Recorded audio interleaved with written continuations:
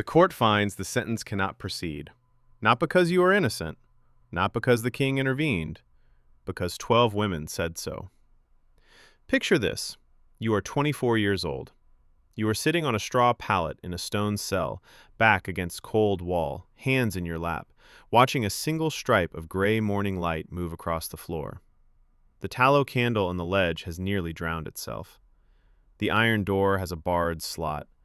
Through it, you can see the sheriff's dark coat, his tricorn hat, the rolled writ in his gloved hand. He is waiting for a clerk to finish reading something aloud in the room down the hall. You know what the rope does. You have heard it described. You are about to find out if a single sentence you spoke 3 days ago in open court is enough to stop it. Oh, hey there. I'm your host, dead, caffeinated, and here to walk you through one of the most procedurally strange ways the human body can buy itself time. The doctrine is called pleading the belly. The medical threshold is quickening, sometimes filed under gravida in ventre if you want to get fancy about it. The short version? English law decided that the child inside you had more legal standing than the sentence against you. Let's find out exactly what that meant for your body, your calendar, and your morning. Pleading the belly is old. We are talking at least 13th century in English common law. The doctrine was simple. You cannot hang a quick child. Quickening, typically felt between 16 and 22 weeks gestation, was the legal line. Before you felt fetal movement, the pregnancy offered no protection. After, the machinery of execution had to stop. At 18 weeks, the fetus weighs approximately 190 grams. That is roughly the weight of a large apple. Crown to rump, it measures about 14 centimeters, the length of an adult hand. That apple-sized life under English law outweighed the court's sentence against you. That's the whole legal system in one sentence. Here is how the verification worked. The sheriff impaneled a jury of matrons, 12 women drawn from the public gallery or court precinct, usually mothers themselves, not physicians, lay women with a ledger and experienced hands.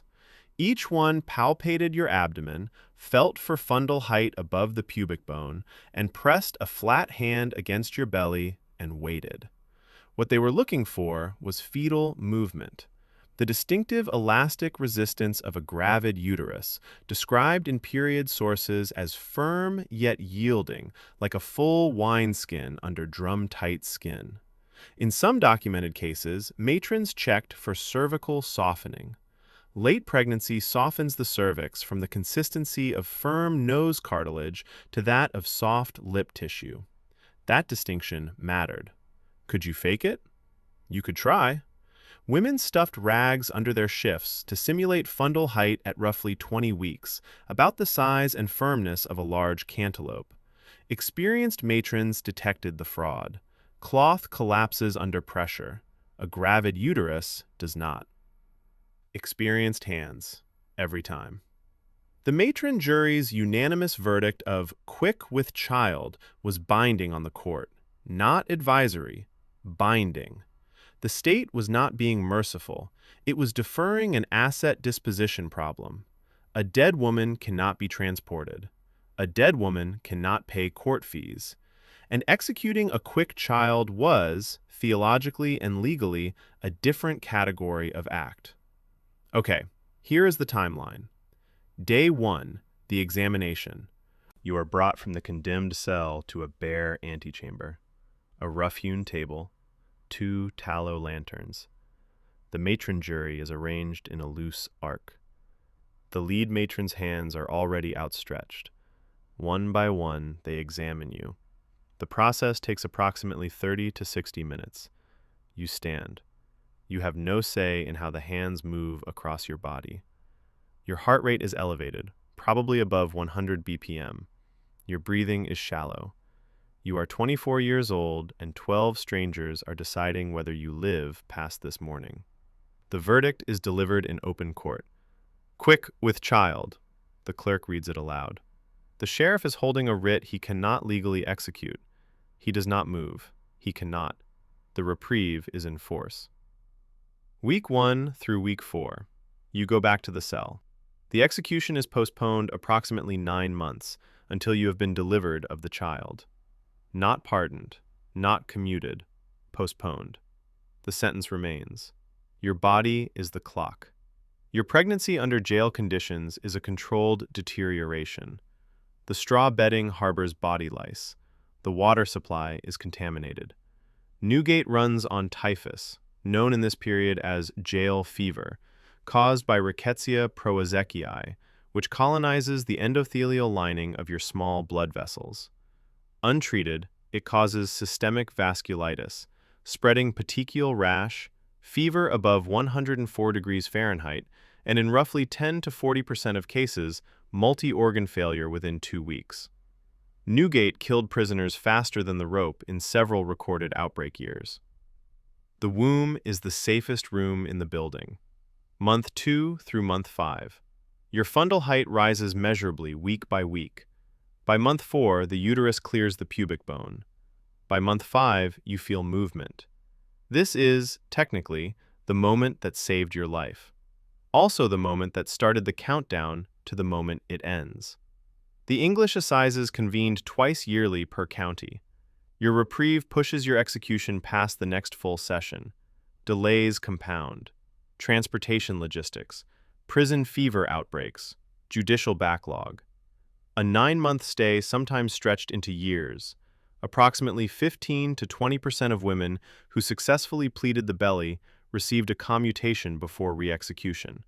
Transportation to the colonies, extended imprisonment, the occasional royal pardon. Your body bought time. Time is the only currency that matters here. Month 7 through month 9. Your body is doing what bodies do. Blood volume increased by roughly 40 to 50% over the pregnancy. Your heart rate elevated by 10 to 20 BPM above your pre-pregnancy baseline. Your respiratory rate slightly increased. You are nutritionally depleted. The diet in a county jail in this period was bread, thin gruel, and water of variable quality. You are growing a child on approximately 1,000 to 1,200 calories per day in a 45-degree Fahrenheit stone room.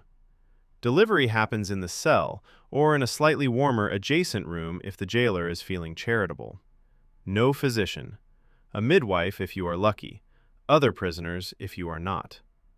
Once the child is documented as delivered, the sheriff receives a writ. The reprieve lapses automatically. Your sentence resumes.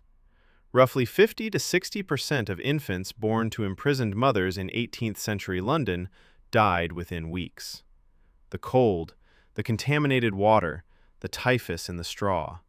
The womb was the safest space that child would ever occupy in that building. 2-for-1 special. All right, but what does this actually feel like? Some survivors describe the 9 months as a kind of suspended unreality. You are legally a dead woman. The court has already determined your end, but your body refuses the premise. It is warm. It is growing. It moves from the inside. The sensory texture of the cell does not soften. The straw smells of rot and old urine. The stone pulls heat out of your skin at night. Hunger sits below your ribs like a stone of its own. And underneath all of it, increasingly, something else. A flutter at first, then a push, then a full rolling movement that presses against your hand when you lay it flat on your belly. That's the clock ticking. Survivors of similar confinements describe time as fractured, not linear. Days of absolute stillness broken by moments of physical crisis, fever, cramps, the sudden animal urgency of labor. Hearing blurs under high fever. The stone walls acquire a sound, a low hum that is probably tinnitus from dehydration. Vision narrows at the edges under sustained malnutrition. The postpartum moment carries its own specific horror. The child is taken, documented. The paperwork moves. And the clarity arrives not as grief exactly, but as a kind of hard mechanical recognition. The stay is over. You, the woman who spoke 3 words in open court and watched a sheriff freeze, you have been delivered. The law agrees. At the Old Bailey between 1674 and 1800, records show that roughly 1 in 4 women convicted of capital crimes pleaded the belly. The plea succeeded in the majority of examined cases.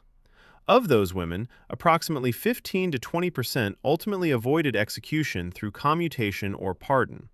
The rest were resentenced and hanged, typically by the short drop method at Tyburn or Newgate's Gallows, a fall of 12 to 18 inches, roughly the length of your forearm, producing death by slow asphyxiation over 3 to 15 minutes, rather than the clean cervical fracture of a long drop. The dance, witnesses called it. By the early 19th century, as female executions became rarer and male surgeons replaced juries of matrons, successful belly pleas dropped sharply. The medicalization of pregnancy transferred authority from community knowledge to institutional gatekeeping. The loophole that had quietly saved dozens of women across 5 centuries closed. Not because the law became more merciful, because it became more precise. Stay away from capital crimes in early modern England. Common sense stuff. You know how it goes. Hit subscribe if you want to keep exploring the worst ways to go. I'll be here. I'm dead.